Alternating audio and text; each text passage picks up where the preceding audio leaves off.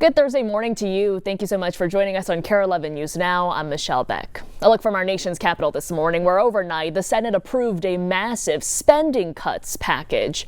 Before a deadline of tomorrow, it needs to pass in the House of Representatives, then go to President Trump. The legislation passed 51 to 48 in the Senate, just 2 GOP members joining Democrats in opposing it. Now, this is a package that cancels previously approved funding, therefore slashing $9 billion from public broadcasting and foreign aid. A big chunk of those dollars were to support developing countries with economic growth and democracy. Lawmakers opposing the president's cuts have spoken out. Their concerns include the trickle down to locally operated public TV and radio stations. Grand Marais, Minnesota, the very tip of our state, the tip of Minnesota. Do you think all these other stations are covering the Canadian wildfires hourly? They do. A lot of these recommendations now are an implementation of what DOJ found in areas of the budget that they thought we could achieve savings, but not undermine the critical mission aspects of a lot of these, some of these programs do. But absent from the voting was Minnesota Senator Tina Smith, who's waking up in a D.C. hospital this morning. According to a note from her staff, the senator started to feel sick while at work at the Capitol. The Capitol doctor recommending she get a more comprehensive health check at the hospital. That's where we're told Tina Smith is being kept this morning for observation out of an abundance of caution. KARE 11's also told the senator is okay. They expect her to feel better and get back to work soon. Meantime, in a rare break with President Trump, some MAGA influencers and now Republican lawmakers are calling for the full Epstein files to be released. It's drawn the ire of the president, who lashed out at his supporters, calling them stupid for being drawn into what he says is a hoax. NBC's Alice Barr has the latest from Washington. Hi there. President Trump has been urging his supporters to move on from the investigation into sex offender Jeffrey Epstein. But the president's blasting of some in his base is only drawing attention to a deepening divide.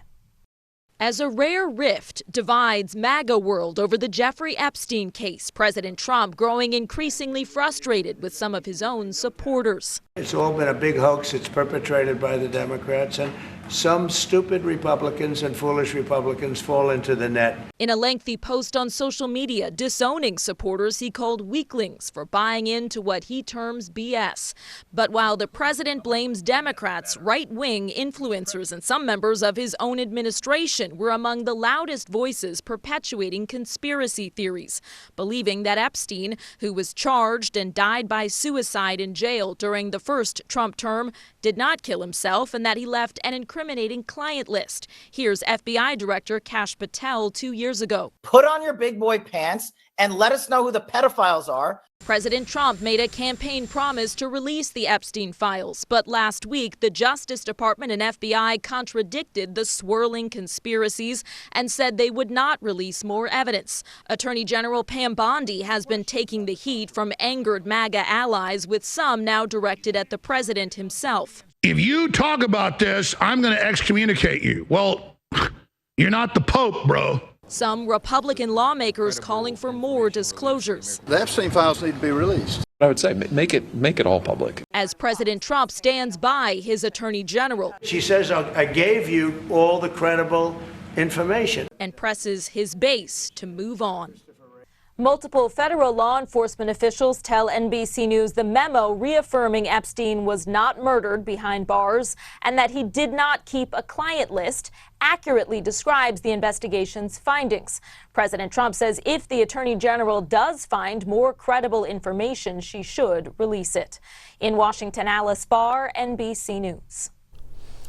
Right now, we're waiting for updates on a 7-year-old sent to the hospital after being hit by a car last night in St. Paul. It happened around 7:30 at White Bear Avenue and 5th Street in the Eastview neighborhood. Police say the driver who hit the child was cooperative and showed no signs of impairment. They were released at the scene. Officers are investigating what led up to the crash and will update you as soon as we know more. In less than 2 weeks, the person responsible for one of the most heinous crimes in Minnesota will walk out of prison. It's all because of a recent change in law. The crime happened in Rochester back in 1988 when David Brum took an axe and killed his parents, his sister, and younger brother. He was just 16 at the time. Audrey Russo is in Minneapolis, where David Brum will be released to a halfway house. Normally, people who are released from prison under these conditions are returned to the county of their conviction. But the Supervised Release Board in this particular case didn't want to return Brum to the Rochester area in Olmsted County. So his first moments on the outside in nearly 40 years will happen here in the Twin Cities. At the end of this month, the now 53-year-old will be supervised via GPS monitor. He'll leave the prison in Lino Lakes for work release, which is not quite full parole. But even this step was made possible by legislation signed in 2023.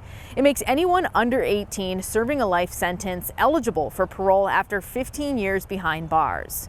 Law enforcement is reacting this morning to Brum's claim that he's a changed person. I'm very pleased to hear that, but it is still hard for me to accept and forget the sights and smells of what I saw that Thursday evening in 1988. The law allowing Brum's release made him retroactively eligible for parole in 2018. His next appearance before the Supervised Release Board is set for January of 2026. Back to you. In the last 24 hours, we've learned accused political assassin Vance Belter is expected to plead not guilty at a September 12th arraignment. That's according to his federal defense attorney. A grand jury indicted Belter this week on 6 charges. He's accused of killing Minnesota House Speaker Emerita Melissa Hortman and her husband, and seriously injuring Senator John Hoffman and his wife. We're learning more this morning about a developing story involving Minneapolis police and the sergeant who leads its use of force training. This week, our partners at NPR News reported that Sergeant Mark Hanneman, the officer who killed Amir Locke during a raid in 2022, is in charge of MPD's use of force training.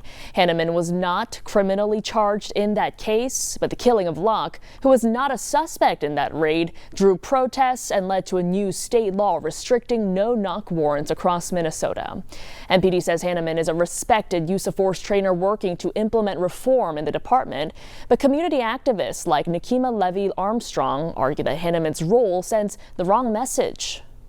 It's such a slap in the face to our community, but more importantly to the family of Amir Locke, who is still grieving, of course, as a result of losing their son. The Locke family has filed a federal lawsuit against both Hanneman and MPD. Hennepin County Attorney Mary Moriarty also said in a statement that Hanneman should not have been put in a position to lead MPD's use of force training, and especially not in our community, which has been consistently traumatized, end quote. This morning, the defense will resume its case in State Senator Nicole Mitchell's burglary trial. The lawmakers accused of breaking into her stepmother Carol's house to steal personal items belonging to her late father. Investigators testified that Carol was worried the defendant may have intended to kill her. The defense team is expected to call on witnesses who suggest Alzheimer's is clouding Carol's judgment. It's also possible we hear from Senator Mitchell herself if she chooses to testify. A referendum is heading to the ballot this fall for St. Paul schools. It's something the board calls a critical and necessary step as it navigates a $51 million shortfall for the upcoming school year. They say cuts will hit arts and college readiness programs next year unless they can come up with another $37 million. That's where voters come in. They're being asked to pass an operating levy. If it passes, the average homeowner would pay an additional $309 in school taxes in 2026. That's about $26 more a month, according to the district. I know that we are in a different time. I know that pocketbooks are stretched. There are a lot of things that are happening. And so I really want to make sure that we're able to get out in our community and converse with as many constituents as possible to help them really understand what this impact will be. Yesterday, the district launched a website explaining its reasons for the referendum. Our Kent Erdahl takes a deeper dive in his full story on our website right now at KARE11.com. Do stick with us. More news and weather coming up after the break.